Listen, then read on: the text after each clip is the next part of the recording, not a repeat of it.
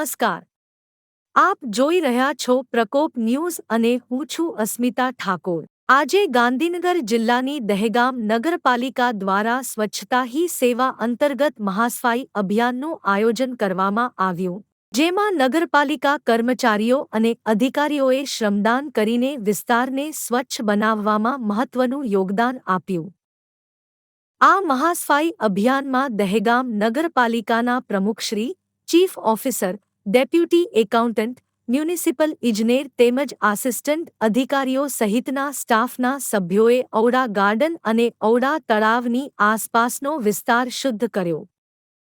મહત્વપૂર્ણ છે કે આ અભિયાન દરમિયાન લગભગ 3 ટ્રેક્ટર જેટલો કચરો એકત્ર કરીને નિકાલ કરવામાં આવ્યો, જેમાં નગરપાલિકાની ટીમે મોટી સંખ્યામાં લોકોના સહયોગથી શહેરને વધુ સ્વચ્છ અને સ્વસ્થ બનાવવાની દિશામાં આ પ્રગતિ કરી।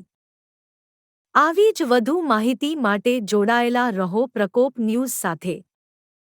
પત્રકાર અસ્મિતા ઠાકોર, પ્રકોપ ન્યૂઝ, દહેગામ।